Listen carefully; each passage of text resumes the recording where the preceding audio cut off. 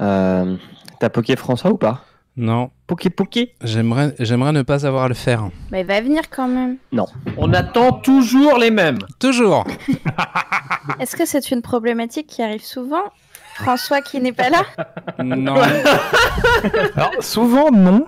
Régulièrement, oui. Bon, par contre, on attend toujours Cosmo et Flashty. Hein. Je vais le frapper, hein. J'ai des chansons pour tout. Et t'as une chanson pour invoquer François? François, es-tu là? Mais ça se fait pas, hein. Franchement, non. Bah du coup, il vient pas, quoi. Je crois. C'est pas grave, on a C'est ça. Grumly pour remplacer François. Mais c'est trop nul. Mais non, mais c'est vraiment un gros nul, c'est tout. Oh. Alors, 3, 2, Sexe, politique, absurde, internet, numérique et gadgets en tout genre. Bienvenue dans l'école des facs.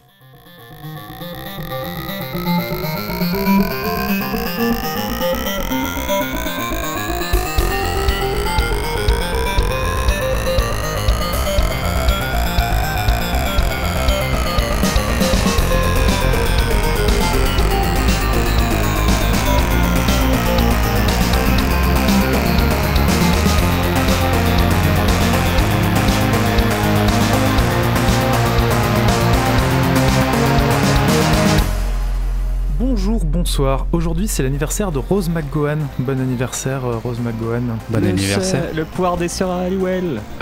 C'est ça, hein? Et vous écoutez l'école des facs. Alors, ce soir, ou ce matin, ou ce midi, selon le moment où vous écoutez, dans le studio virtuel, il y a avec moi Audrey. Bonjour, bonsoir Audrey. Simon. Bonjour, bonsoir. Kepra. Bonjour. Julien. Hello. Enfin, Loise. J'ai Julien, mais oulala, mince. J'ai trahi ton identité. Et Sous-X. Salut à toutes et à tous. Il en manque Et qu'un. Non, ah oui, non, en fait, il en manque pas un, parce que pour remplacer François Courtis, il nous fait faux bon sans prévenir parce qu'il est méchant, nous avons Grumly, le meilleur ami de François Salut Courtis. Grumly. Coucou Grumly. Pour cet épisode de rentrée, en fait, nous avons deux nouveaux que j'ai accueillis en début de tour de table.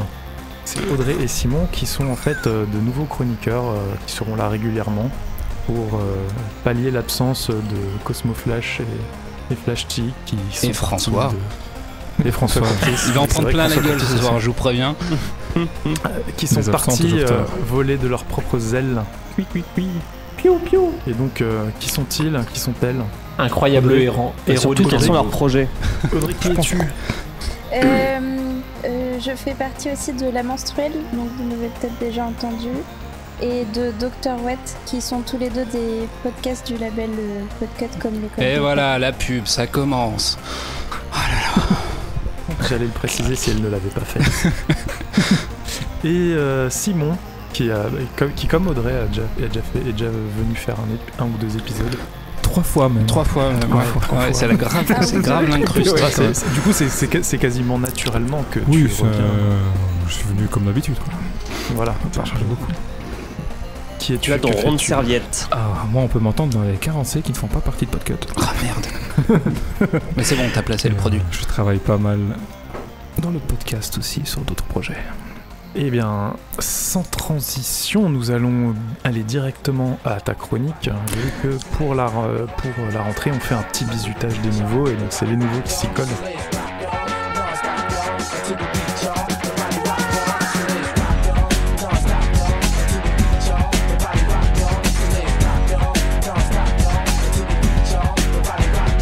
Simon. C'est ta chronique. Ah, pardon. Oui, bon, désolé, j'étais dans la boutique Steam, en fait, je vérifiais s'il y a des promos en cours pour le moment. Parce que oui, réfléchissons un instant. Qui n'a jamais été attiré par un bac à soldes dans son supermarché? Qui ne se sent pas irrésistiblement poussé à aller retourner ses invendus pour dénicher la perle rare? Bah, moi, en fait. Les soldes, pour moi, c'est le moment qu'on attend quand on a besoin d'un objet pour le trouver à prix réduit. Pourtant, il y a un secteur qui a fait exploser toutes mes conceptions à ce sujet-là, c'est le jeu vidéo. Mais pas n'importe quel jeu vidéo, non pas ces fameux jeux soldés dans les supermarchés ou dans les magasins spécialisés. Et pour cause, si ces jeux sont dans les invendus, c'est généralement pas un hasard. Soyons réalistes. Non, ce secteur a réussi à me corrompre avec un système bien plus pernicieux, les jeux dématérialisés. Vous savez, ces jeux que vous achetez directement sur votre console, votre ordinateur ou même votre téléphone pour un usage immédiat, ou presque si vous vivez à la campagne avec une connexion 56K. Et vous n'êtes pas sans ignorer de le savoir, les soldes sont un système qui permet 2 fois par an aux commerçants d'écouler des stocks trop importants à des prix réduits. Il s'agit d'ailleurs d'un des rares contextes dans lesquels ils ont le droit de vendre à perte. Les soldes sont l'occasion d'abuser du fameux FOMO, vous savez, le Fear of Missing Out, ou la crainte de rater une opportunité. C'est ce qui donne lieu aussi à ces scènes que nous avons toutes et tous vues sur des ruées s'organisant dans certains magasins, donnant lieu à des empoignades pour profiter des offres les plus populaires. Et sur les produits dématérialisés, il n'y a pas de risque d'empoignade. Pour cause, les stocks sont infinis. Comment peut-on justifier des soldes pour des produits dématérialisés dès lors, s'il n'existe pourtant aucun stock à écouler ? Eh bien, elles vont servir généralement de coup de projecteur sur un produit grâce à l'attrait de la réduction de son prix. C'est l'occasion aussi d'attirer des clients sur les plateformes dans certaines périodes creuses où l'on est conscient que les sorties se font rares. Les champions en la matière sont évidemment Steam. Ils ont rapidement compris l'intérêt de ce genre d'action et sont passés de soldes annuels à semestriels et enfin à 5 périodes qui sont les Steam Spring Sale, les Steam Summer Sale, les Steam Halloween Sale, les Steam Black Friday Autumn Sale et les Steam Winter Sale, même si en 2019, ces soldes de printemps n'ont pas eu lieu. Et c'est sans compter les réductions temporaires sur certains jeux hors de ces périodes de réduction massive. Or leurs concurrents, GOG, Origin, Uplay, Humble Bundle, Epic Game Store, pour ne citer que, leur ont évidemment emboîté le pas pour les jeux PC. On retrouve également des soldes sur les stores PlayStation, Xbox ou eShop Nintendo. Alors si vous êtes un joueur ou une joueuse PC, vous êtes probablement atteint d'une backlogite aiguë, cette maladie qui vous fait acheter des jeux en solde, en masse, pour quand vous aurez le temps. Il y en a même qui installent le jeu dès l'achat et y jouent quelques minutes avant de le laisser moisir dans un coin de leur disque dur, se sentant moins coupable de l'avoir acheté en l'ayant utilisé un bref instant. Mais qu'est-ce qui nous pousse à investir dans l'achat de dizaines de jeux destinés à nous occuper des dizaines voire des centaines d'heures, et ce plusieurs fois par an, alors que nous avons du mal parfois à dégager suffisamment de temps pour nous consacrer à un seul d'entre eux? Je pense qu'il faut encore accuser notre fameux Fear of Missing Out. La tentation de cette petite étiquette moins 60% qui s'ajoute à un jeu qui nous fait de l'œil depuis quelques jours, semaines ou mois.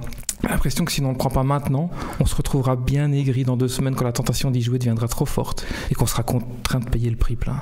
Pourtant, nous avons déjà clairement établi que la fréquence à laquelle les jeux repassent en solde rend ce sentiment bien artificiel. Je suis bien conscient que l'écrasante majorité des jeux que j'ai achetés en solde ont de nouveau été soldés presque toutes les périodes qui ont suivi. Et je regarde ma bibliothèque Steam ou GOG, je me rends compte du nombre de titres auxquels je dois encore jouer. Je vais les faire un jour. Probablement. Peut-être. Bon, pas tous. Puis il y a ceux que j'avais déjà en boîte, mais qui ne fonctionnaient pas depuis qu'on a quitté Windows XP.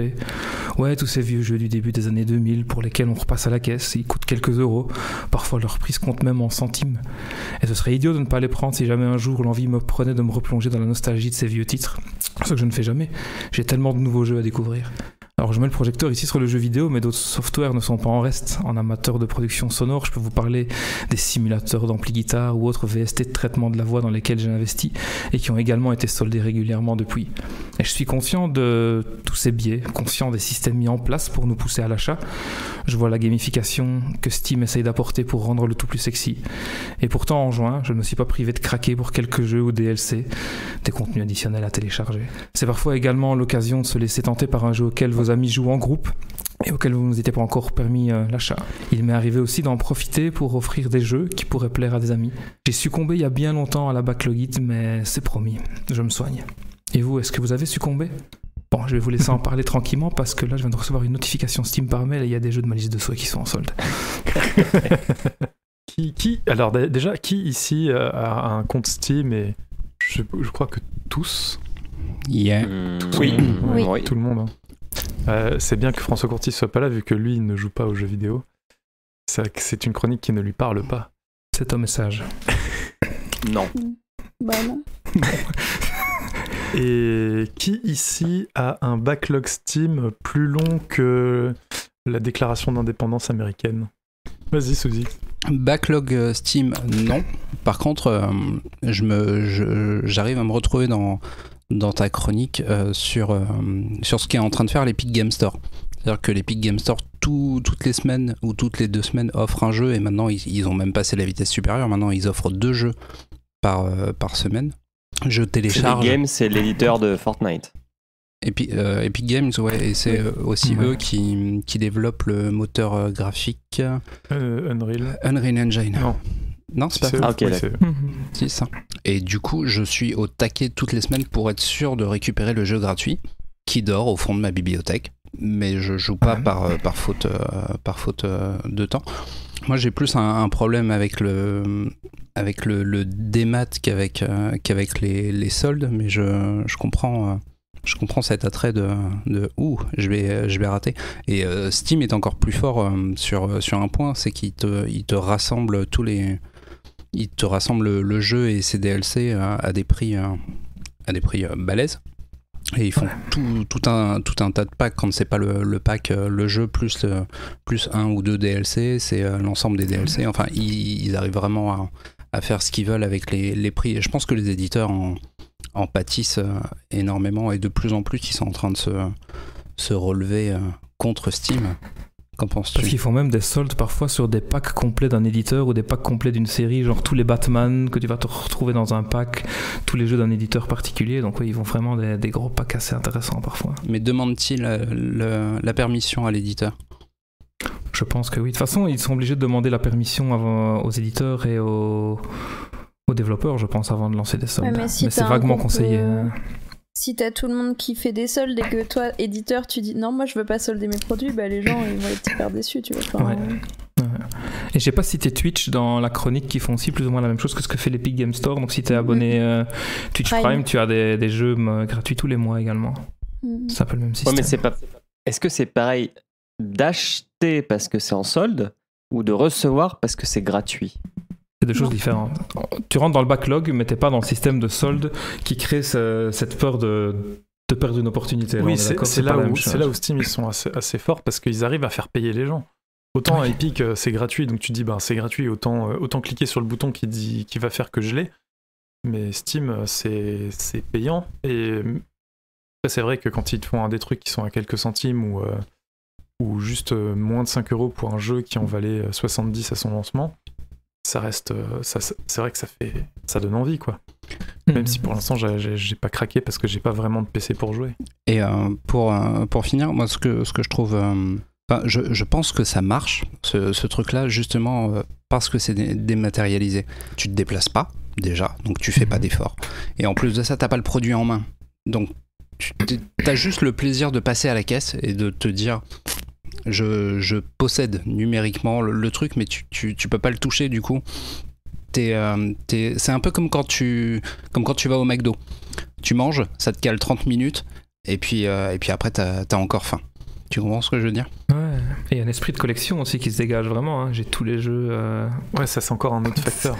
C'est t'as la satisfaction d'avoir acheté un truc, mais comme tu l'as pas matériellement, t'en as pas de preuve tangible, donc la satisfaction de l'avoir acheté dure moins longtemps. C'est ça ton point, Sous-X, si j'ai bien compris? Ouais, tout à fait. Et après, comme tu dis, Simon, t'as la collectionnite qui entre en jeu derrière, et c'est vrai que quand on voit que même pour des jeux matériels, t'as des gens qui sont prêts à s'acheter la collection totale de tous les jeux. Alors t'as l'aspect rétro gaming parfois pour les vieilles consoles, mais je sais qu'il y a des gens qui se sont donnés pour objectif quand la Xbox 360 n'était pas encore une vieille console, de s'acheter tous les jeux Xbox 360 qui sortaient dans 3 ou 4 grands genres de jeux, quoi. Ça fait derrière une sacrée bibliothèque. Effectivement. Donc ouais, j'imagine avec les soldes Steam, il y a moyen de satisfaire sa collectionnite relativement facilement. Et t'as aussi le côté mais ça coûte qu'1 €. Enfin, moi c'est ça quand c'est de la monnaie.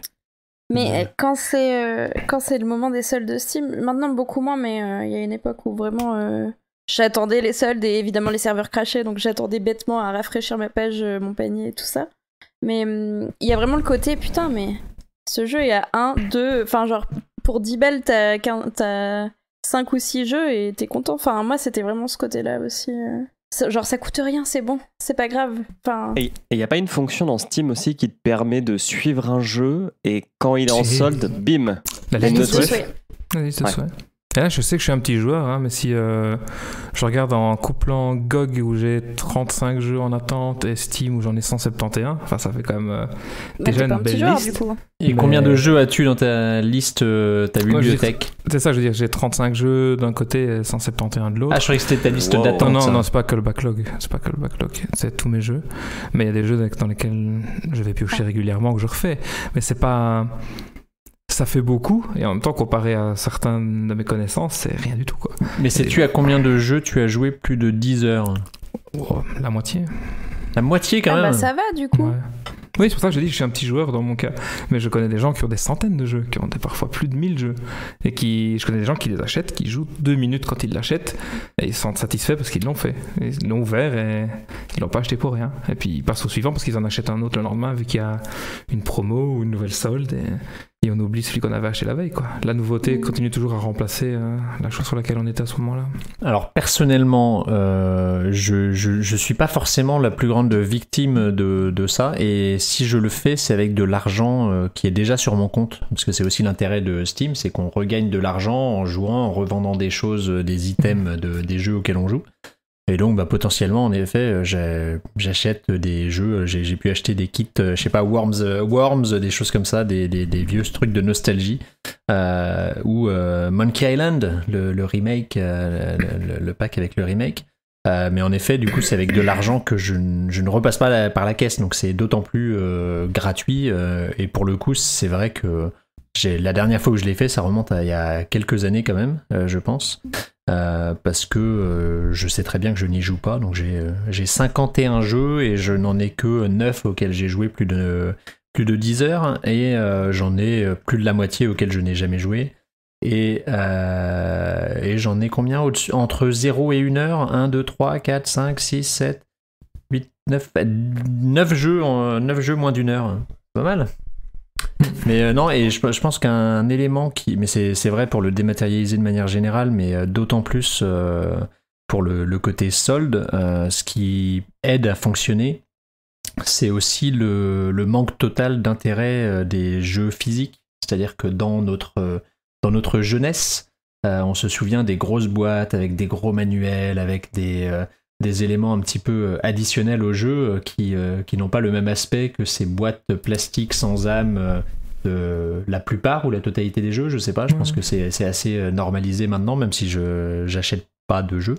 Mais c'est vrai que quand on voyait un jeu d'aviation, un jeu, enfin on avait du lourd dans le boîtier, on avait vraiment une raison d'acheter ça. Donc là où je trouve qu'il y a la collectionnite, c'est que en plus d'avoir j'ai tous les jeux de ça, il y a pas par rapport à l'aspect physique évoqué déjà, il n'y a pas de bibliothèque sur laquelle il faut les ranger, donc on a aucun problème de place, et en effet ça facilite les choses. Mais je pense que je ne suis pas un assez gros joueur. J'ai 3 jeux à plus de 100 heures. C'est déjà pas mal. Un à plus de 1000, un à plus de 500, un à plus de 100. Pas mal. Et voilà. C'est quoi le jeu à plus de 1000 heures? CSGO. Counter-Strike Global Offensive. Mais c'est sûr que les cartes du monde dans Baldur's Gate ou des trucs dans ce genre que t'affichais à ton mur pendant que tu jouais, t'as plus ce genre de choses, t'as plus ce genre de petits goodies, les petites statuettes, et j'ai encore une statuette de Neverwinter Night là qui traîne sur une étagère. Ouais, c'est clair que ça, c'est des choses qui te manquent, quoi. Bah, Monkey Island était magnifique avec et d'autres jeux de l'époque pour les techniques d'anti-piratage qui étaient dans le manuel. Qui étaient, il y avait enfin Monkey Island, je me souviens, c'était une roue où à l'installation ils demandaient par rapport au point central, vous devez trouver les 3-4 autres caractères, et donc il fallait aligner la roue dans le bon sens pour trouver les caractères qui correspondaient, et donc bon, évidemment ça n'empêchait pas de faire des photocopies de la roue et la tourner, mais c'était assez malin, et c'est vrai que ça donc j'ai pas retrouvé ça quand j'ai acheté Monkey Island. Ou la section notes à la fin des notices. Non, vous avez pas connu ça? Il y a beaucoup de jeux. Ah oui, pour mettre ces astuces. Quelques pages en blanc. Ouais. En plus, où il y a notes. Mais parce que ça, c'est le problème que vous avez, entre guillemets, c'est que vous êtes des PCistes. On n'a pas de problème. T'as ça aussi sur le PlayStation, sur le PS Store, t'as ça aussi sur la Xbox, t'as ça aussi sur le Nintendo eShop. Les soldes sur les eShop PlayStation, Nintendo et Microsoft sont quand même moins radicales que les soldes Steam. T'as très peu de jeux à 1€. ce genre de truc dont parlait Audrey, tu l'as pas trop sur les stores de jeux vidéo. Et l'aspect boîte, tu peux quand même toujours aller acheter tes jeux en boîte dans ton Leclerc ou j'allais dire dans ton Micromania. Je pense que ça existe encore. Il doit plus en rester beaucoup des chaînes de jeux vidéo, de vente de jeux vidéo. Et je pense que l'autre truc aussi qui a aidé Steam à développer ce store et donc à faire en sorte que tout le monde aille sur Steam et surveille les soldes, c'est déjà on a abandonné les lecteurs CD ou DVD ou que sais-je. Je sais pas si... Alors, sur Mac, ça n'existe pratiquement plus. Je sais pas si sur PC, sur vos tours, vous mettiez toujours un lecteur DVD et si vous en servez pour lancer des jeux. Non. Et même sur portable, ça n'existe plus. Quasiment c'est vrai. plus. Sur les PC Sur portables, PC portable. tu as raison. Mais Et l'autre aspect, c'est tu que peux plus Steam- t'en servir, vu que en fait la plupart des jeux PC aujourd'hui, c'est une boîte de DVD avec un code Avec Steam un à code. l'intérieur. Avec un code Steam, ouais. Donc tout Ouais. est poussé vers le démat. Et ce que je voulais dire, c'est que dans l'industrie du jeu vidéo, Steam a permis le développement du jeu indé, quand même, puisqu'il a permis à des petits jeux de se rendre, visibles, et tu peux les acquérir facilement. Et donc tout ça a fait en sorte que la plupart des joueurs PC devaient passer par Steam pour acheter des jeux vidéo. Et Steam, je pense, à un moment, a vu que les gens n'achetaient pas ou achetaient moins et a commencé à lancer ce cycle de soldes. J'ai l'impression que les soldes de Steam, c'est tous les mois. Enfin, j'ai l'impression de voir des articles tous les mois sur des soldes de Steam. Alors, je suis pas le rythme, je sais pas comment ça se passe. T'as vraiment 5 Mais, soldes par an. T'as 5 soldes par an et t'as régulièrement des promotions temporaires sur certains jeux, certaines séries, certains éditeurs. Bah, qui en ce peuvent moment, c'est le venir hors week-end. solde. C'est le week-end Bandai Namco, Voilà. jusqu'à moins 75%.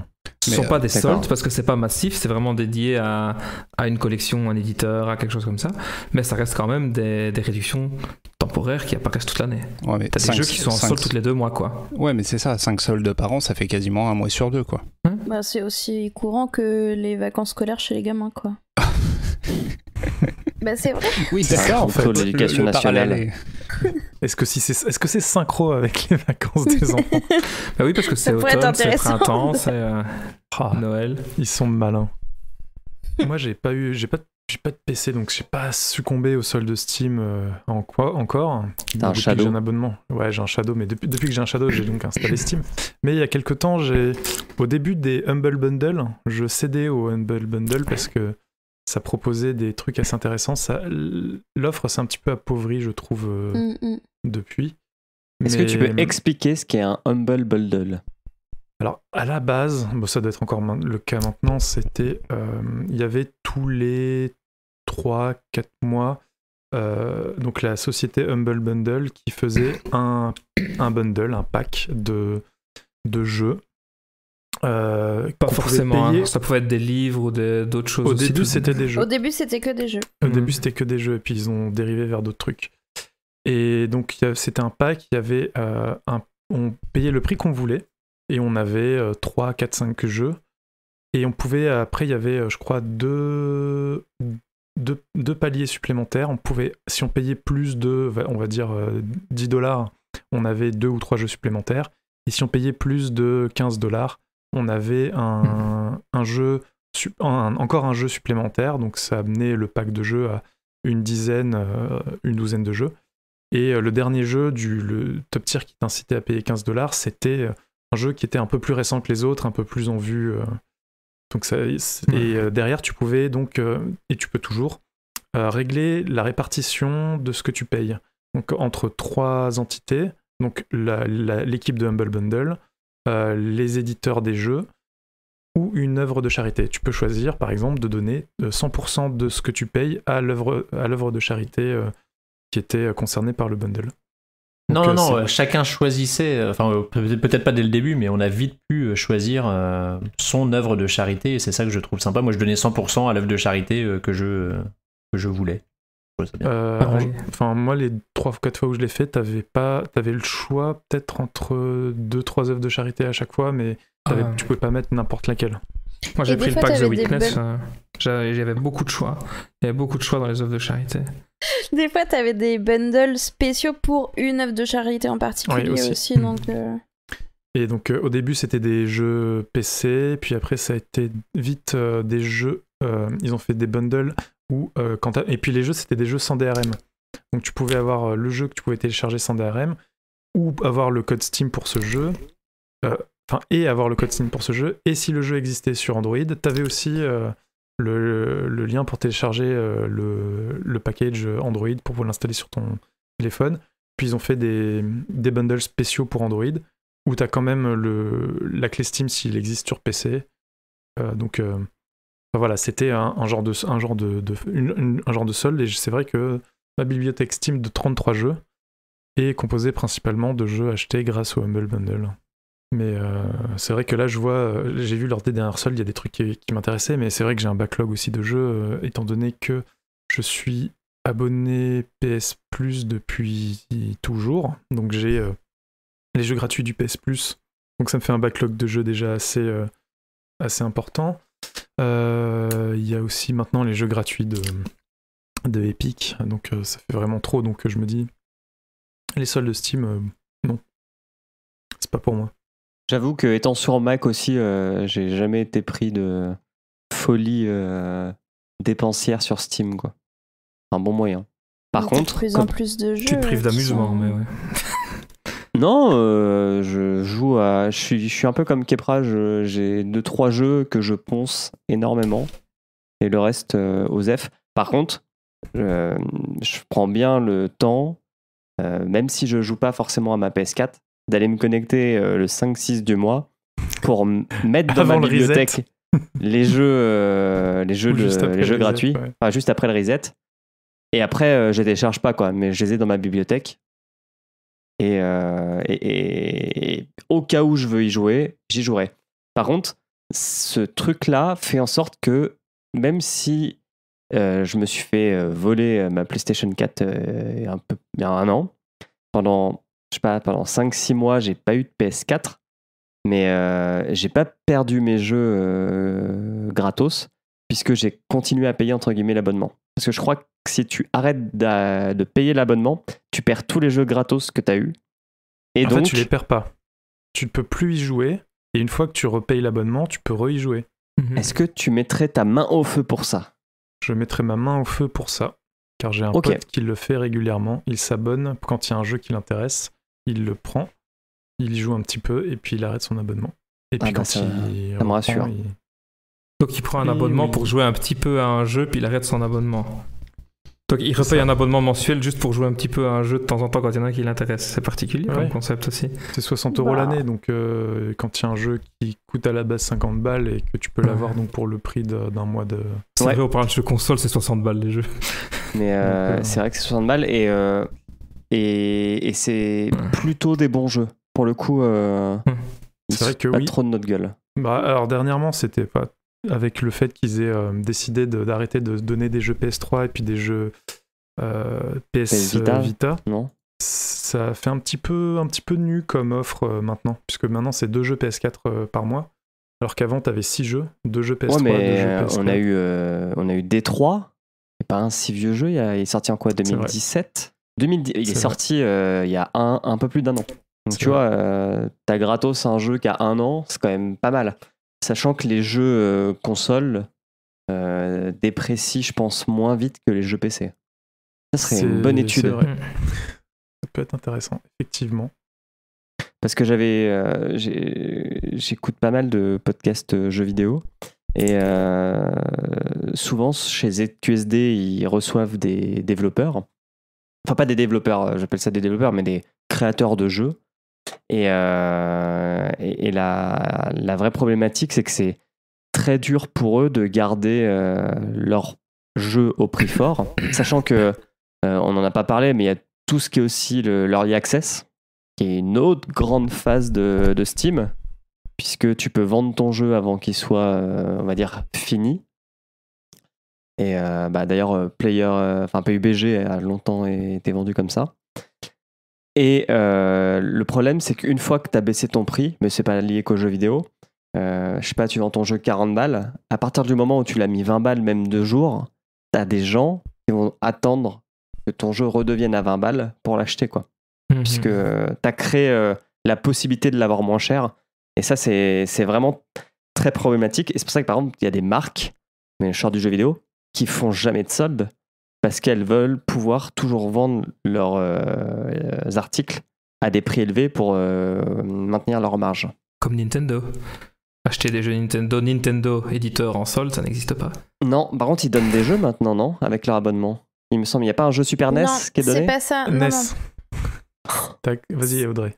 En fait, c'est parce que quand tu payes l'abonnement en ligne, parce qu'il fallait faire avaler la pilule que tu devais payer un abonnement en ligne parce que c'était la seule console qui avait pas d'abonnement en ligne payant. T'as une bibliothèque de jeux rétro gaming et là ils viennent d'annoncer qu'il y a des jeux Super NES qui vont arriver, je crois. Mais t'as une bibliothèque de jeux rétro gratuit quand tu payes l'abonnement. Mais ils t'offrent pas ça juste si t'achètes une Switch. Hein. C'est pas un cadeau comme ça. Enfin, Nintendo, ils font pas de cadeau, quoi. Ouais. Niveau prix. C'est les rois du monde. Hein. Et tout le monde achète des Switch. Et comme les rois du monde font tout ce qu'ils veulent. Je sais pas, c'est la ref. Quoi? Je suis déçue. Oh, la déception. C'est bon, elle connaissait pas Ariane. Hein. Il y a même pire que l'Early Access. Hein. T'as ceux qui te disent qu'ils vont sortir un jeu et 10 ans après avoir accumulé des millions, ils ont toujours pas sorti leur jeu. C'est faux, regarde, Shenmue 3 il va sortir. Oui, tout à fait. Tout à fait, c'est pas à lui que je pensais, mais... Faut pas perdre espoir. Star Citizen, c'est autre chose. Il y a un truc que je voulais soulever aussi, Simon. Tu as beaucoup évoqué la collection. Et tu parlais de l'infinité de dispo pour le produit. C'est vrai que le numérique et la dématérialisation en fait a fait disparaître ce problème de jeux à dispo. Et je me demande s'il n'y a pas des éditeurs qui auraient encore les couilles aujourd'hui de se dire je ne vends que tant de copies de mon jeu et pas plus. Mais ça n'a jamais existé, ça. T'as des éditeurs qui n'avaient pas les moyens de faire presser un certain nombre de jeux, mais c'était pas une volonté de dire je vais seulement vendre un million, tu vois, un million. Non, mais dans le domaine du physique, si tu veux, ça avait un sens. Mais tu veux dire des éditions collector là. Ouais, c'est ça. Non, je parle pas des éditions collector ou de ce genre de choses. Oui, on a encore ça aujourd'hui. Beaucoup moins, mais on a encore ça. D'ailleurs, les prix des éditions collector... C'est plutôt les consoles maintenant qui sont de plus en plus en édition collector. Ouais, tout à fait. Ouais, et ça n'existe pas des jeux qui tombent en rupture de stock, il n'y a pas assez de noms, c'est des jeux que tu retrouves tellement dans les bacs à soldes, c'est justement parce qu'ils n'arrivent jamais à vider leur stock, quoi. À part certains jeux très très très très rares, mais c'est des minorités. Je vous défie de trouver comment acheter Driver sur Steam. Non, Driver, le jeu où tu peux swapper de voiture en voiture avec ton pouvoir. Je crois que c'est Driver, un jeu Ubi. Le vieux Driver, le truc qui était juste avant GTA 3, qui était un des premiers jeux d'exploration en 3D. Driver San Francisco 2011. Mais c'est pas vraiment ça que Souzix est en train de dire. Il parlait d'un éditeur qui décidait de mettre sur le marché un certain nombre d'unités uniquement, et quand ça arrive au bout, t'arrives au bout. Les drivers, ils n'ont pas décidé de mettre une limite de quantité sur le produit. À un moment donné, ils ont pressé tout ce qu'ils pouvaient vendre, et puis c'était bon, quoi. Ici, on parle vraiment de mettre volontairement, de dire je vais vendre seulement 1 million d'unités de mon jeu. C'est même plus courageux, c'est suicidaire, quoi. Mais on aime ça. Mais si tu veux, excuse-moi Audrey, c'est là où je pense que le sens de collection pourrait éventuellement reprendre de son vrai sens. Super. De sa superbe. Et un DRM bien costaud pourrait en fait repermettre ça. Je t'ai coupé. Mais arrêtez de chuchoter. T'as le droit de nous couper aussi, hein, Audrey. Hein. Non. Si. Moi, ben non, je coupe pas, moi. Je voulais dire que moi, ça m'était arrivé de vouloir acheter un jeu en physique pour la collection et de le trouver nulle part. Du coup, j'étais obligée de l'acheter sur le PS Store, c'est Persona 5. J'ai voulu l'acheter en physique pendant genre j'ai attendu au moins 6 mois, je voulais l'acheter en physique, je le cherchais partout, je le trouvais nulle part, même en occasion, et je l'ai acheté du coup en démat. Il est vraiment sorti en physique en France pour le coup? Oui, mais en version anglaise du coup. Et pourquoi tu l'as pas précommandé? Mais non, mais j'avais pas de PS4. Mais j'avais pas de PS4. On veut savoir pourquoi. Non, mais tu dis que tu l'as attendu 6 mois à l'avance et que tu avais l'intention de l'acheter de toute façon. Ah oui, non, pardon, c'était pas dans ce sens-là. C'était dans le sens, genre, je m'y suis intéressée quand j'ai eu une PS4 et genre, j'ai cherché pendant 6 mois à essayer de l'avoir en version physique. D'accord, ok. Et j'aurais pu faire de l'import et tout, mais la flemme. Là, toi, on est de nouveau dans le contexte où c'est juste qu'il y avait un stock limité parce que le jeu était sorti depuis un certain temps, ils avaient tout vendu. C'était pas de nouveau une volonté pour créer un sentiment de collection, quoi. Oui, je pense que... Sauf sur les éditions collector. Les éditions collector, là, par contre, on est carrément dans le cas où, quand t'as l'édition qui vient de sortir du nouveau jeu de Kojima, qui est dans une quantité vraiment très très limitée, ouais, les gens sont en train de s'arracher pour pouvoir avoir cette édition collector avec les goodies. Mais quand pour un jeu de base, t'as pas ce sentiment de collection, quoi. Un jeu de base. Je te trouve bien pédant. L'édition de base. Oui, l'édition standard, quoi. C'est ça que je voulais dire. Ouais. Jeu de base. Jeu de base. Mais est-ce qu'au final, vous dépensez plus qu'avant? Est-ce que Steam a réussi à gagner là-dessus? Je pense que je ne dépense pas plus, je dépense le même argent, mais j'achète plus de jeux qui sont moins chers. D'accord. Est-ce que tu achètes le même type de jeu que si tu achetais plein pot? Non, par contre, probablement. Ou alors vraiment très en retard. Il y a des Assassin's Creed, j'achète plus le jour de sa sortie, j'achète 6 mois après, j'ai la moitié prix, quoi. La question, c'est surtout, est-ce que ça vous arrive d'acheter hors solde? Non. Plus. Alors, ça... Attends. Quoi? Ça veut dire que tu préfères attendre genre... Ah bah ouais, mais en même temps c'est tous les 2 mois. J'allais dire attendre 6 mois, mais non, ça marche pas. Mais parce que... C'est à cause de vous que les studios... À cause de toi que les studios meurent. T'as pas ce truc de vouloir jouer au jeu quand il sort? Elle a monté d'une octave, hein. Fais attention. Hein. Pardon. J'ai eu ça à l'époque où je jouais sur console, où les jeux sortaient en boîte et qu'il fallait que j'aille les chercher, il fallait que je les day one, quoi. Là on est d'accord, maintenant j'ai plus ça, parce que de nouveau j'ai un backlog qui est monstrueux et j'ai toujours certains jeux que j'ai en cours, et tant que j'ai pas fini le jeu sur lequel je suis, ça par contre c'est un truc que j'ai gardé, j'entame jamais un nouveau jeu tant que j'ai pas terminé le précédent. Je suis incapable de faire ça, donc j'ai mon backlog qui s'ajoute, et ça sert à rien que j'achète tout de suite parce que je sais que j'ai 2 autres jeux que je veux faire avant, donc... Tu dois avoir une FOMO de ouf de jeux vidéo, quoi. Oh là là. Il vit dans le passé. C'est un peu comme un voyage dans le temps à chaque fois. Je vis pas au rythme qu'on m'impose, je vis au mien. Et tu précommandes jamais des jeux? Ah, jamais? T'es folle? Bah oui, mais tu joues que sur PC aussi. C'est vrai que les précommandes, c'est un petit peu plus un truc de jeu console, je pense. Bah, t'as les early access, si. Bah, par exemple, tu peux considérer que j'ai fait une précommande en achetant Oxygen Not Included il y a 2 ans. Parce que tu l'avais en bêta. Je l'avais en bêta, quoi. On a fait le tour. Je pense qu'on a fait le tour. Je pense qu'on a fait le tour. J'étais en train en même temps de scanner ma librairie de jeux sur le PS, du PS Plus, acquis grâce au PS Plus. Et c'est vrai que il y a non seulement les jeux, mais souvent il y a des trucs à côté, genre des thèmes pour personnaliser l'interface de la console. Où là, sur les derniers, il y avait Wipeout Omega Collection. Et avec, il y a un artbook numérique. qui n'est visionnable que sur PS4. Un artbook numérique, c'est classe. On appelle ça des wallpapers chez moi. Oui, mais là non, c'est en plus, mais je pense que je peux même pas les mettre en fond d'écran de la PS4.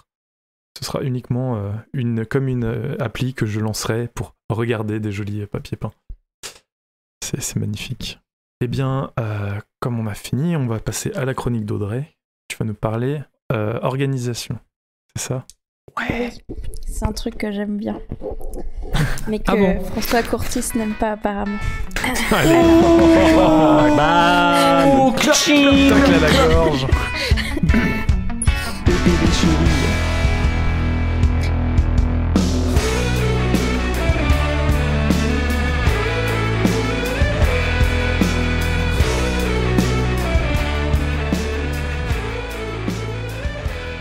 C'est septembre.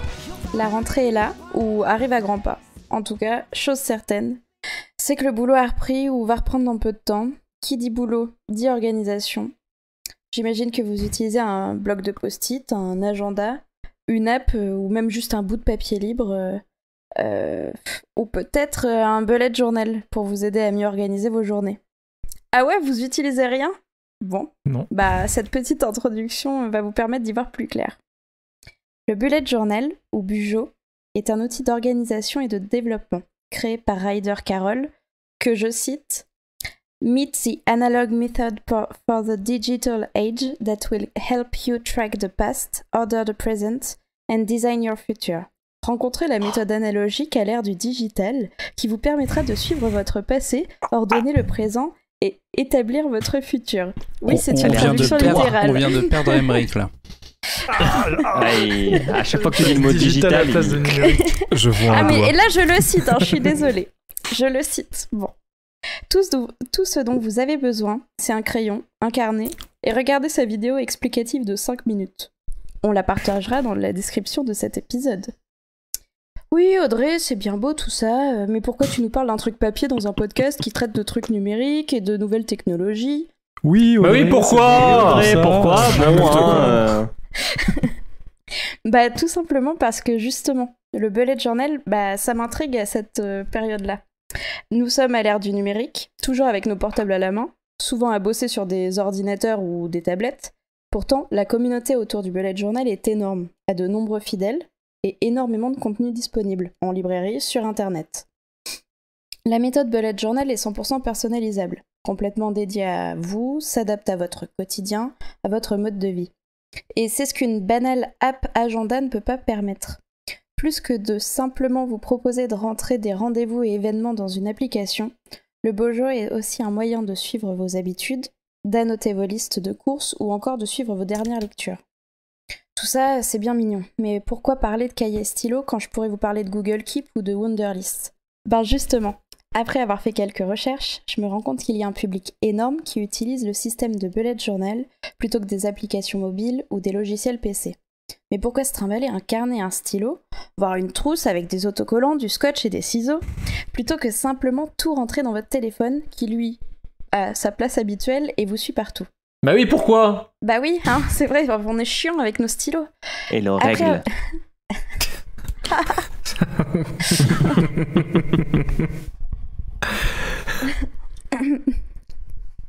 Tu l'as perdu. Ce podcast est sponsorisé par la menstruelle. Non, on parle des règles, le petit truc en plastique là qui permet de tracer des traits droits. Exactement. Ah. Parce que pour un Bujo, il faut une règle. Après avoir posé la question sur Twitter, j'ai récupéré quelques pistes.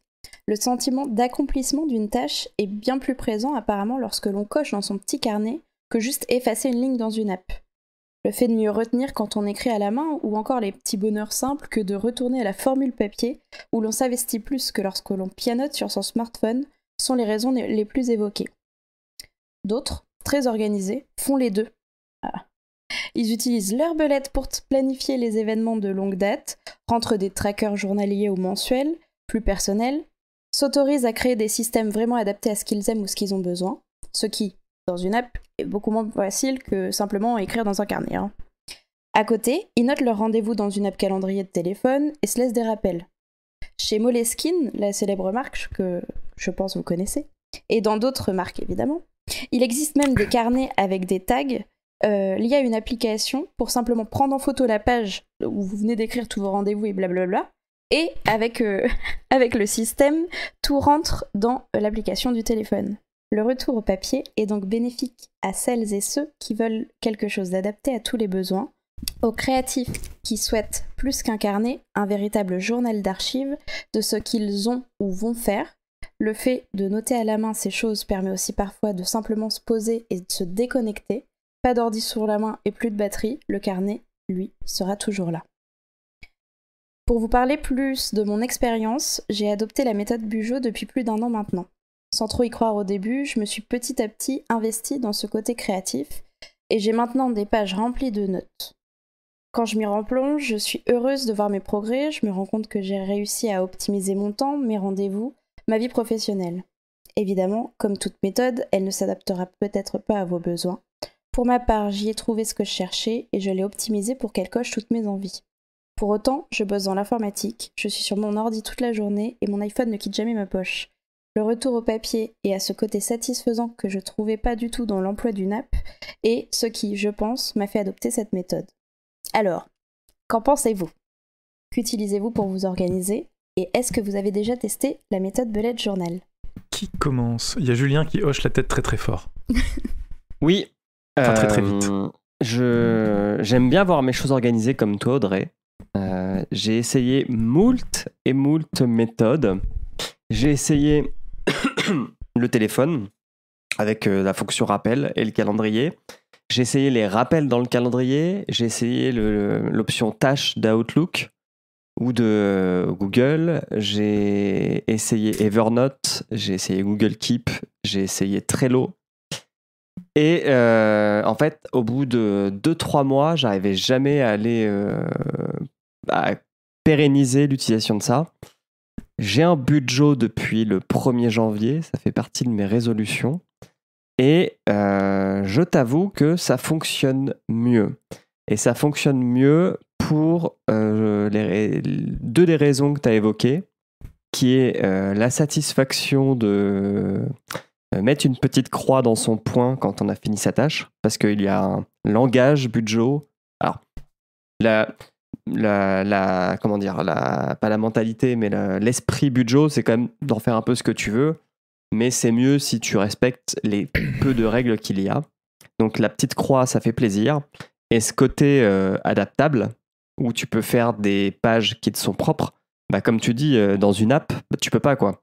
Si tu veux te faire un tracker pour traquer ta consommation d'alcool, par exemple, bah, va falloir que tu prennes une app pour ça, parce que tu vas pas pouvoir traquer ça de manière pratique dans Evernote ou dans tes rappels ou tes notes de téléphone. Donc, je plus vois que l'utilisation d'un budget, ça peut t'aider à t'organiser, et en plus, ça te permet de te déconnecter d'un écran, ce qui est pas trop mal quand on passe plus de 8-10 heures par jour devant. Sous X, tu utilises quoi, toi, pour t'organiser ? Alors, jusqu'à présent, j'avais pas besoin de m'organiser plus que ça. Du coup, j'utilisais absolument rien. Maintenant que j'ai repris mes études et que j'ai repris, que j'ai changé de taf, et que du coup j'ai besoin de gérer des mails, de gérer un agenda et tout ça. Je n'utilise que les outils Microsoft au taf, donc Outlook principalement, qui me sert de calendrier et de rappel. Et personnellement, pour les cours, je me sers beaucoup de Google Keep, qui a bien évolué avec le temps. J'aimerais bien essayer OneNote, parce que comme ça me permettrait de rester entièrement dans l'environnement Microsoft. Mais moi, je suis un grand amoureux du stylo et du papier, poète que je suis.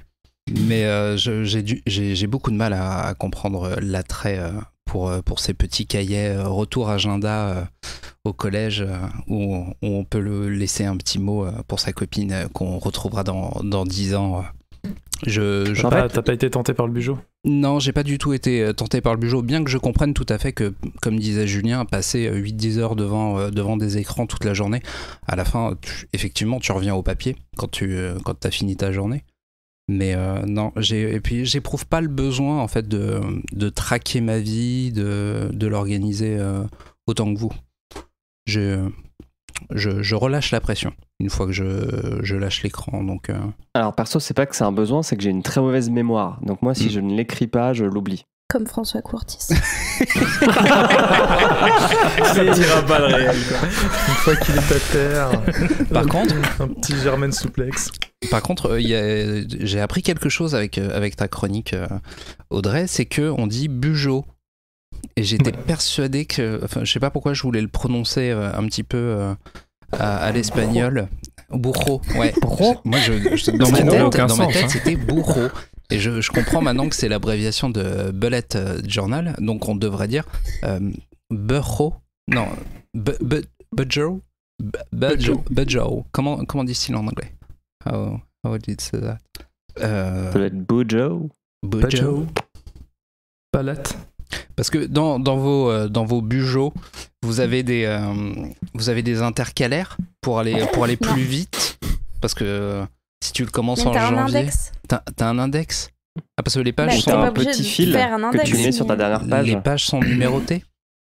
Ouais. Tu les numérotes toi-même, à la limite, si tu prends un bullet journal complètement vierge. En fait, t'as des bullet journal, ça dépend de ce que tu veux traquer, du carnet, donc c'est comme les apps. En gros, un Bujo, techniquement, tu peux le faire dans n'importe quel carnet, tu t'en fous. Enfin, la base, c'est ça. Mais il y a un business qui s'est développé. C'est hyper commercial. Il y a un business qui s'est développé. Et du coup, tu peux acheter les carnets avec pages numérotées, avec index déjà, où tu peux noter comme il faut tes trucs.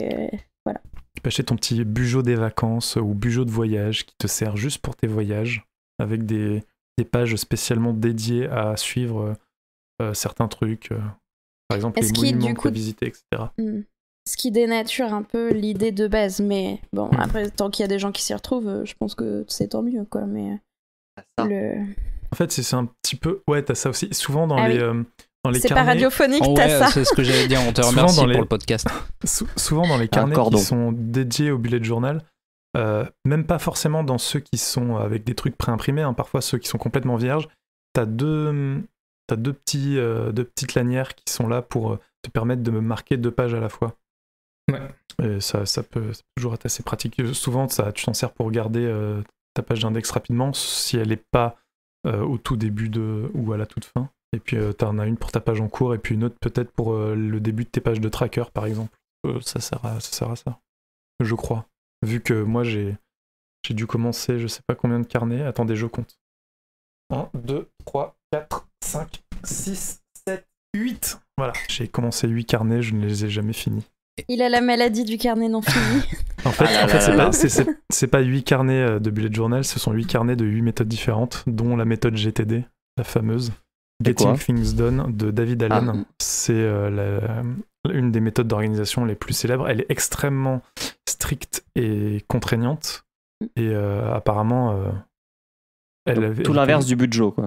Elle était très très à la mode, je crois, si je me trompe pas, vers 2007-2008. Voilà, donc... Et puis ouais, d'autres méthodos. Et une autre question, Audrey. Oui. Existe-t-il des applications Bujo pour bien malheureux, foutre la merde. Elle l'a déjà dit. Non, elle a dit qu'il existait des applications qui te permettaient de prendre en photo ton Bujo et qu'il y avait de la reconnaissance typographique et tout ça, et que donc ça te transforme en fait ton Bujo en agenda, machin. Mais est-ce qu'il y a des applications qui se prétendent numériquement être des Bujo et pas juste agenda, réveil, planning? C'est impossible en fait. Tu peux avoir une application de prise de notes libre quand tu as par exemple un iPad où tu peux utiliser ton stylet pour faire ce que tu veux. Et là tu as un Bujo vu que tu as des pages blanches où tu fais ce que tu veux. Mais tu peux pas avoir une application qui est totalement libre et qui en même temps correspond aux usages de chacun. C'est un petit peu antinomique de l'utilité du Bujo vu que le but c'est d'être créatif et de pouvoir faire un petit peu ce que tu veux, je trouve. Je suis en train de regarder sur le Play Store et il y a un paquet d'applis. Hein. Alors, il y en a qui sont des compléments comme ce qu'a évoqué Audrey.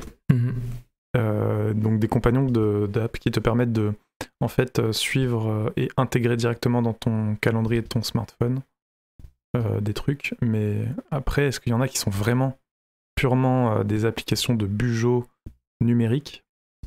Bonne question. Et après, t'as déjà... Vas-y Audrey. En fait, ce que moi j'ai retrouvé beaucoup en discutant et en regardant un petit peu pas mal sur le Reddit Bullet Journal et tout ça, c'est que t'as une grosse communauté qui fait du Bullet Journal numérique, donc qui, avec style Procreate sur l'iPad Pro, dessinent leur Bullet Journal et le font avec un stylet au lieu d'avec un stylo, mais ça reste exactement le même principe que dans un carnet pour le coup. Mais des apps vraiment dédiées, j'ai pas retrouvé vraiment une app Bujo Enfin, moi je vois pas l'intérêt, mais du coup... Au niveau de numérique, c'est vraiment plus souvent des personnes qui dessinent ou qui ont déjà des iPad Pro et tout ça, qui du coup font des pages de bullet, mais sur des pages vierges. Et si c'est purement pour l'aspect organisationnel, j'avais trouvé un article de blog qui expliquait comment faire son Bujo avec Trello. Donc ça, tu peux essayer de te débrouiller un petit peu, mais tu perds tout l'aspect créatif, tu perds tout l'aspect... agréable la prise de notes. Tu perds tout l'aspect papier déjà. Tu perds tout l'aspect papier, quoi, forcément. Et comment tu colles tes petits stickers? Limitée. C'est ça. Mais pour suivre un petit peu ce que Suzy disait, moi j'ai essayé un petit peu poussé par la communauté podcastique qui est nôtre. J'avais été fort intéressé par tout ce que j'avais vu, tout ce qui était Bujo. Et je m'étais lancé en début d'année dans un Bujo un peu traditionnel, on va dire, avec tout ce que j'avais pu voir à gauche, à droite. Et je m'y suis tenu pendant presque 2 semaines, je pense. Bravo. J'étais fier de moi. Parce que, un peu comme Sous X, en fait, j'ai pas assez de choses organisées dans mon quotidien. J'organise mon quotidien de façon assez naturelle, assez organique. Et tout se passe plutôt bien. Par contre, j'ai quitté le format A5. C'est du A5 ou du A6, je ne sais plus le format qui est le plus répandu. Je suis parti vers un format de poche, vraiment tout petit, où là, j'ai toujours avec moi, où je stocke tous les projets sur lesquels je suis en train de travailler et où je stocke toutes les recettes que j'essaye et que j'apprécie, en fait. Donc ça, c'est plutôt mon compagnon pour savoir sur quoi je dois travailler, sur quoi j'ai déjà travaillé et ce genre d'idées. Mais vraiment contrôler mon quotidien, vérifier ce que j'ai fait ou pas, c'est mon Google Agenda qui fait ça, quoi. J'arrive pas à me tenir à... Mais déjà, j'arrive pas à trimballer un cahier avec moi tout le temps. Ça, je peux pas. Et si je dois le faire le soir, je le fais jamais.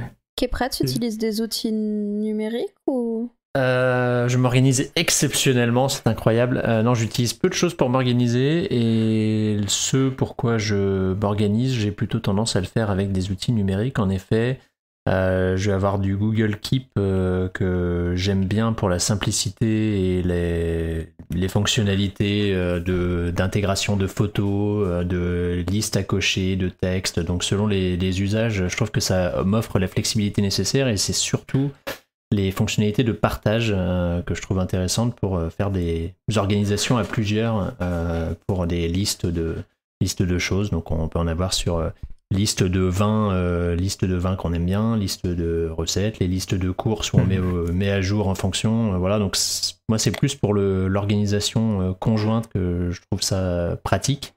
Et sinon au niveau professionnel, je teste de la solution Microsoft. Peut-être que Sous-X, qui a l'air d'être un adepte de Microsoft, utilise également Planner, qui est l'équivalent, planification en français, je crois, qui est l'équivalent Microsoft de Trello.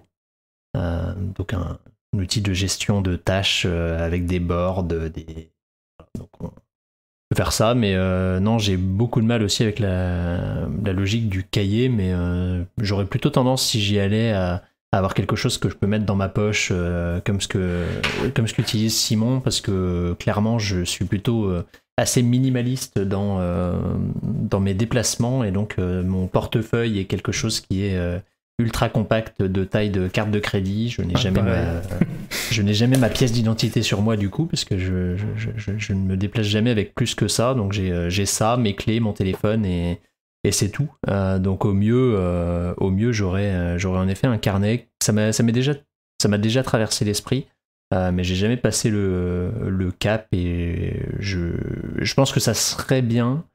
C'est toujours la question que je me pose sur ces outils-là, c'est que ça me plairait beaucoup parce que je pense que ça serait sympathique à utiliser, mais je n'en ai pas la discipline et en même temps je pense que c'est le fait de commencer à faire ça qui me donnerait la discipline de le maintenir. Donc c'est un peu le cercle le vicieux ou vertueux si on réussit à se lancer dedans. C'est que je pense que ça prend toute sa valeur quand on a réussi à se mettre dedans et comme toute habitude à s'y fixer pendant des semaines, des mois et qu'après ça devient assez naturel dans son quotidien de faire ça. Mais je suis quand même pas mal un animal d'habitude, donc n'y étant pas pour l'instant habitué, je n'ai pas réussi à passer le cap.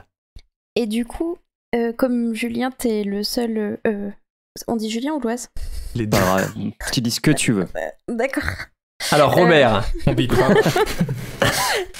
Et du coup, Julien, comme toi, t'es le seul à vraiment continuer à utiliser la méthode du bullet journal, est-ce que tu as aussi ce sentiment de satisfaction de te dire, genre, de regarder tes vieilles pages et de te dire, ah, j'ai quand même fait ça et tout ça, ou pas du tout ou... Parce que c'est ça que vous avez pas dans vos applis, parce que vous utilisez plutôt des applis et tout ça, mais... Le backlog. Ouais, le backlog encore, passé, toujours. Mais... Ah, mon backlog keep est énorme. Ah oui, du coup, tu supprimes pas au fur et à mesure ? Ah, je ne supprime rien, je ne supprime pas les mails, je ne supprime rien. Ouais. Oui, clairement. Ça, c'est cool. Sachant qu'en cours d'année, j'ai changé de cahier. Parce que moi, j'ai fait le chemin inverse de Simon. Je suis parti sur un tout petit format et ça me saoulait de devoir écrire une action sur 2 lignes. Parce que j'aimais bien que ça soit bien fait et bien sur une ligne. Et du coup, je suis passé sur un plus grand format qui est du A5. Et je l'ai commencé en mai. Et effectivement, c'est cool j'y vais peu de fois. La seule fois où je retourne en arrière, c'est que, en fait, je me suis ajouté une discipline, c'est que j'ai une liste de tâches dans la journée que je fais au fur et à mesure. Et quand elle est finie, je ne barre pas la journée, mais je me mets une super tic. Et ça, c'est le truc le plus kiffant du bullet journal, c'est quand tu as fait toutes tes actions. Parce qu'en gros, tu vas te dire, je sais pas, tu as 10 trucs à faire, t'en fais 8. Bah, le lendemain, tu vas essayer de les faire, peut-être pas. Le lendemain. C'est quoi le super Et au bout d'un moment, un gros check. Une grosse. Une tic, c'est le mot en anglais pour la coche. C'est comme quand tu coches. On remercie Emmerich quand même d'avoir traduit le mot anglais par un autre mot anglais. C'est très sympathique. Voilà, c'est le check. Tu vois ma tic. Ouais. Ça, c'est vrai que c'est un plaisir assez bon. Je vais pas trop dans les pages quotidiennes du passé. Par contre, en début de bullet journal, j'ai fait des pages annuelles avec des objectifs ou genre les courses que je veux faire, etc. Et ça, maintenant qu'on est septembre et que tu commences à y retourner et que tu dis putain, j'ai déjà fait tout ça, ça c'est vrai que c'est satisfaisant. Mais je suppose que pour toi, c'est pareil. En plus... Vas-y, non, pardon, c'était pour toi. En plus... Donc moi, là, j'ai repris un nouveau carnet parce que j'avais quasiment terminé le précédent. Et j'ai repris un nouveau carnet en juillet. Et ma première double page, c'est en gros mes 6 prochains mois dans juste une case par mois. Juste pour noter les trucs kiffants qui vont arriver. Donc ça va être tous les rendez-vous, les week-ends entre potes et les trucs comme ça. Et à chaque fois que je retourne sur cette page pour ajouter un truc, je revois tous les anciens qui sont déjà passés. Je me dis, ah, mais j'ai déjà fait tout ça, c'est trop cool. Enfin, à chaque fois, moi, j'aime beaucoup le côté journal de ma vie. Enfin, je l'utilise pas juste... je l'utilise plus juste comme un truc d'organisation, mais je l'utilise aussi carrément juste en journal, en mode... quand il y a vraiment les gratitudes, les trucs cool qui te sont arrivés dans ta semaine ou dans ta journée, tout ça, j'aime beaucoup les noter pour après me ressasser des trucs positifs quand j'ai passé une semaine de merde, quoi. Je trouve que ça aide aussi à apprécier la méthode de se noter des petites choses comme ça. C'est la partie qui m'intéresserait, ça, en fait, justement, de pouvoir noter ce qui m'a plu. Et c'est pour ça que je note justement tout ce qui est projet, etc. dans le mien, parce que je veux me rappeler des trucs que j'ai terminés, mais j'en ai pas besoin pour planifier. Donc c'est un peu cette partie-là qui m'intéressait le plus dans le bullet journal quand j'ai voulu commencer. Ouais, du coup, toi, c'est plus vraiment le journal, plus que c'est un journal. les objectifs. C'est un journal non intime. Moi, ça m'amène à 2 questions, parce que là, vous évoquez le côté très positif et merveilleux de la chose, mais est-ce qu'à l'inverse, si vous n'achevez pas une tâche, ça vous déprime pas plus de vous dire « Ah là là, je me l'étais noté, puis en fait, je l'ai jamais fait ou alors ça ne vous arrive jamais ?» Et j'irais même jusqu'à appuyer la question de Kepra. Vous parlez beaucoup de discipline. Ça a l'air relou. Oh, ce n'est pas du tout le sens de ma question. Ouais, non, mais... Alors, 2 choses. T'as tout à fait le droit de barrer une tâche et de ne pas la faire. C'est la mentalité, l'état d'esprit te dit juste ne la raye pas de la même façon que si tu l'avais achevé. C'est-à-dire qu'en gros, pour expliquer le bullet journal, mais tu fais des petits points devant tes actions et tu fais une croix sur ce point quand tu l'as fini. Par contre, si tu ne l'as pas faite, il faut que tu la rayes. Le fait d'avoir des actions rayées, ça me stresse pas trop personnellement. J'en fais peu. Par contre, peut avoir ce petit côté, épée de Damoclès de reporter ton action d'un mois sur l'autre parce que tu la fais pas et parce que généralement tu fais tout avant cette tâche-là parce que t'as pas envie de la faire.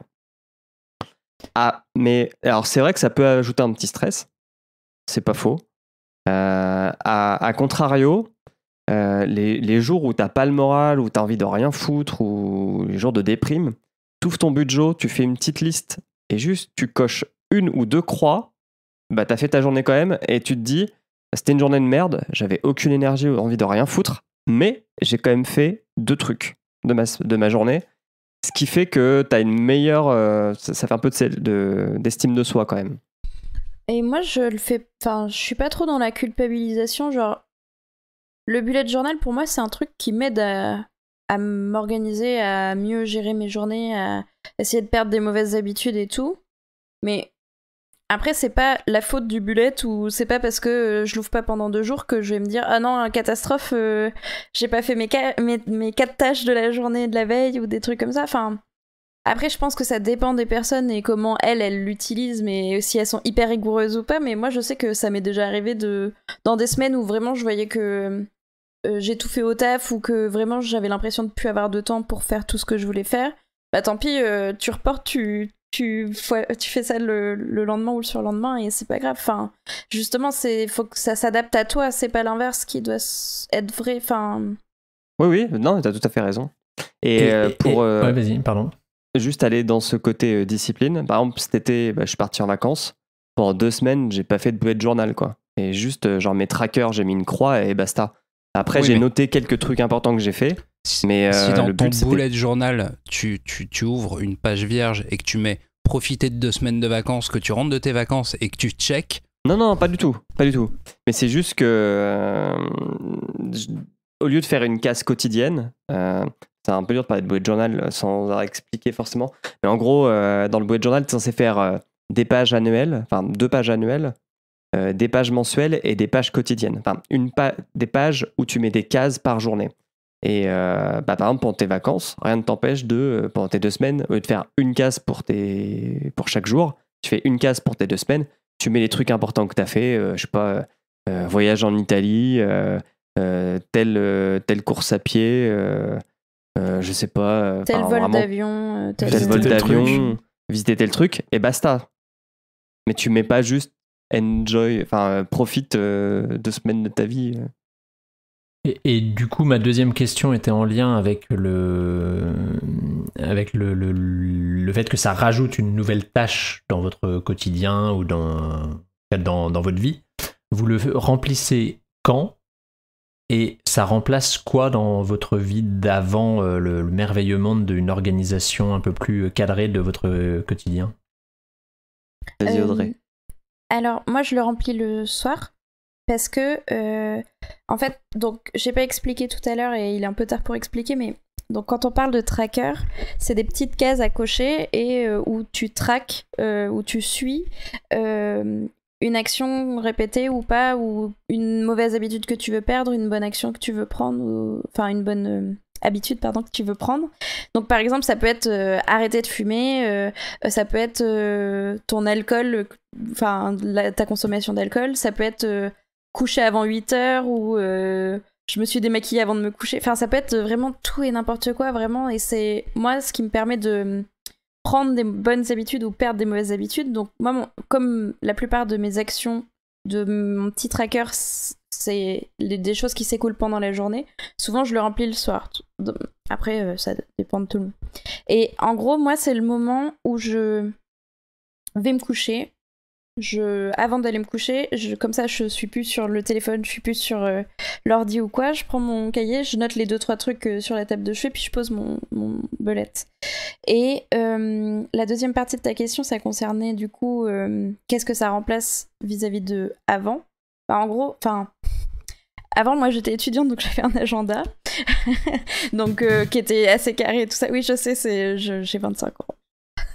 Je suis le bébé de l'équipe. Mais on est tous passés par là. Hein. Avant, j'avais mon agenda. Et après, j'ai eu un gros moment où j'utilisais rien pour m'organiser.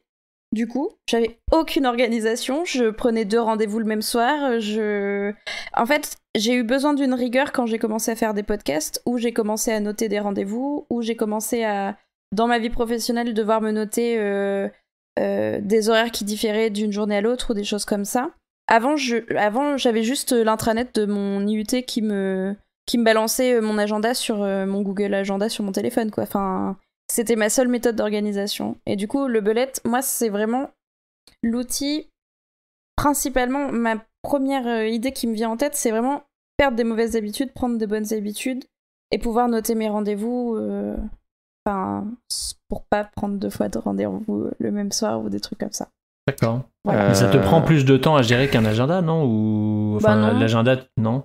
En fait, avant le bullet que j'ai commencé en juillet là, je faisais un bullet chiadé avec plein de petits autocollants, avec plein de jolies couleurs et tout ça. Et au final, là, j'ai fait un truc hyper simple qui me prend 2 coups de crayon et voilà, j'ai mes cases et ça me convient beaucoup mieux comme ça.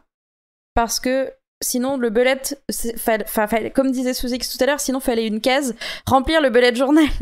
Et ça perdait tout son intérêt, je trouve. Donc, après, il y a des gens qui font ça très bien, mais moi, ça n'allait pas. Tu te fais une note keep pour te dire de faire ton bullet journal. C'est ça, tu fais un rappel sur ton téléphone. Remplir le bullet journal. Ouais, ça devient un peu schizo. Hein. Je vais faire court. Je le fais un petit peu le matin et ou un petit peu le soir. Généralement, je le fais plutôt le matin pour écrire tout ce que j'ai à faire dans la journée avant que j'oublie.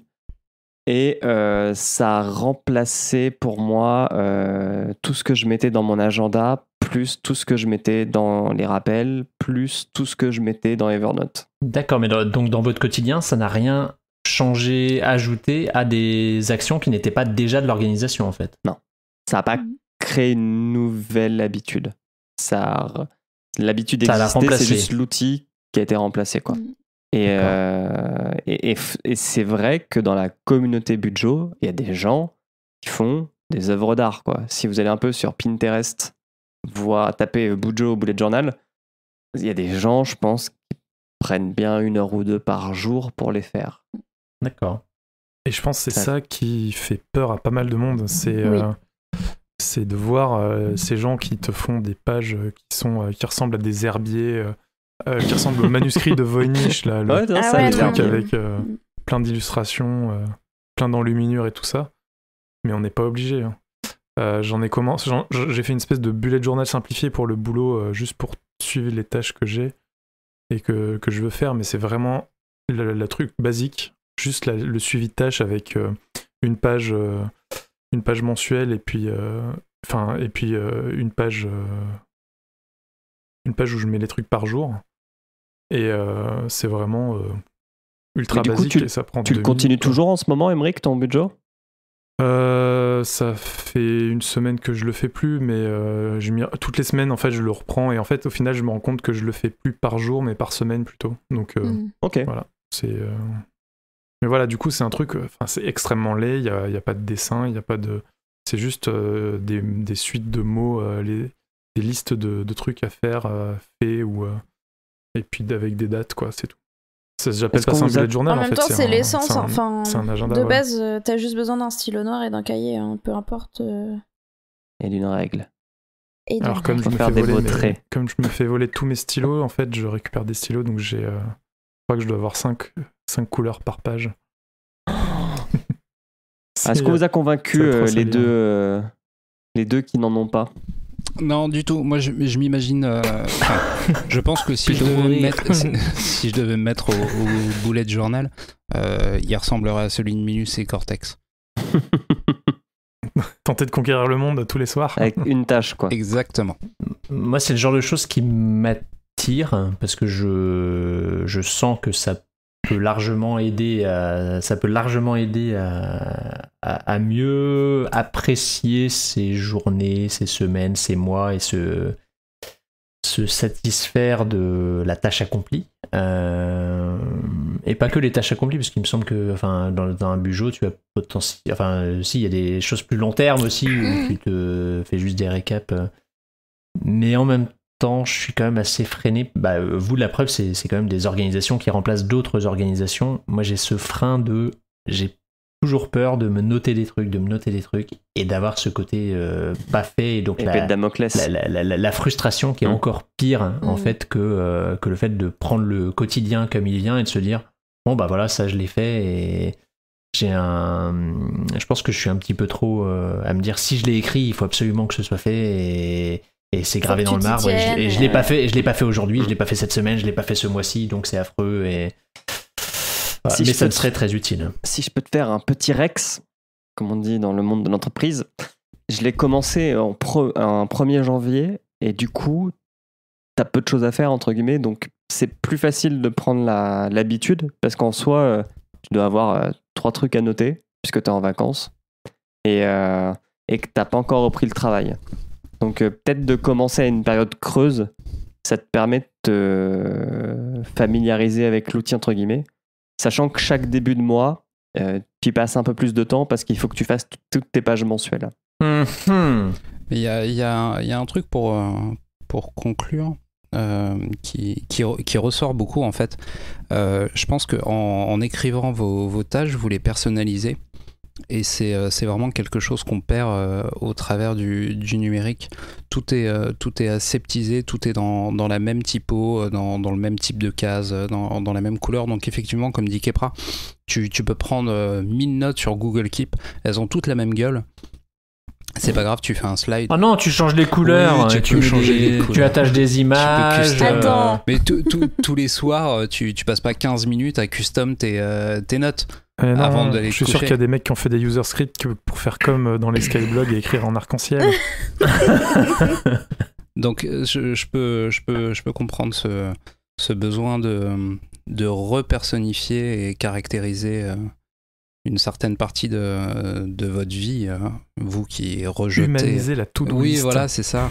Mais je pense que effectivement, quand tu passes 8 heures dans l'informatique, remettre l'humain au centre de l'organisationnel. Tu fais un rejet. Je me sens sale d'un coup. J'ai l'impression d'avoir lu ça dans un document de ma Cogip, mais je suis pas sûr. Non, puis c'est bien, c'est que tu redéveloppes la crampe de l'écrivain. Le truc que tu avais abandonné après tes études. Bah là, elle revient avec le Pujo. Mais c'est beaucoup revenu un peu partout, le fait d'écrire, plutôt que de juste le taper sur ton téléphone, le fait de l'écrire vraiment, ça t'aide à un peu mieux le... Ah mais alors ça, c'est une extension du sujet, mais clairement, professionnellement, au maximum, mes notes sont sur papier. Ça, je préfère largement écrire mes notes sur papier. Qui marche mieux quand t'écris. Oui, voilà, c'est ça. Ouais, la mémoire, quand j'écris, je préfère... Et en effet, ça permet de se déconnecter, même si c'est assez confortable quand on a des supérieurs qui nous demandent des comptes rendus de réunion, des comptes rendus de réunion, des comptes rendus de réunion. Le fait de taper le compte rendu, de taper les notes de la réunion en direct, ça fait son compte rendu directement, donc c'est un peu plus confortable que de devoir retaper tout ce qu'on a écrit. Mais oui, le papier... Tu retapes pas, tu prends une photo et tu envoies en pièce jointe. Si loin, mais il est fou. Comme ça, la prochaine fois, le boss se dit « Ah non, lui, c'est le fou qui m'envoie les notes manuscrites. Je te demanderai pas à lui. » Et ben voilà, je crois qu'on a fait le tour. Il nous reste quoi à dire avant de conclure et de dire bye-bye. L'école des facs est un podcast du label Podcut. Faudrait que je mette une petite musique derrière. Qui a fait sa rentrée et donc qui a des nouveaux podcasts. On vous invite à aller tout découvrir sur le site podcut.studio. Et puis, si vous aimez ce qu'on fait, si vous aimez ce que les autres podcasts du label font, vous pouvez nous soutenir sur patreon.com/podcut. Voilà. Je pense que tout est dit. Non, une dernière chose. Alors, dernière chose, oui. Ne vous inquiétez pas. On risque d'avoir de la pub. On va avoir de la pub en pré-roll des épisodes. Vous avez un bouton plus 30 secondes sur vos applis de podcast. Servez-vous-en si ça vous gonfle. Voilà. Sinon, on va remettre une couche. Si vous donnez au Patreon, vous aurez la chance d'avoir peut-être des bonus avec Grumly en exclusivité. Et ça, c'est pas rien. Et le podcast sans pub. Grumly, la cam girl du podcast. C'est l'audio girl. Le micro girl. Le micro girl. Voilà. Et ben voilà. C'était cool comme rentrée. C'était long. C'était long, mais c'était à cause de la chronique de François. C'était moins long qu'un épisode du Roi Steven. C'est pas faux. C'est un demi-épisode. Merci bien pour ces sujets, messieurs, dames. Avec plaisir. Du coup, vous avez le droit de rester. Allez. Ça va. On en a de la chance. Ça dépend de l'audience, hein. Ça dépend de l'audience, ouais. Eh bien, bonne soirée à toutes, bonne soirée à tous. Allez. Bonne journée à tous et bonne journée à toutes. Ciao. Bye bye. Ciao, bye bye, et bonne rentrée à tous.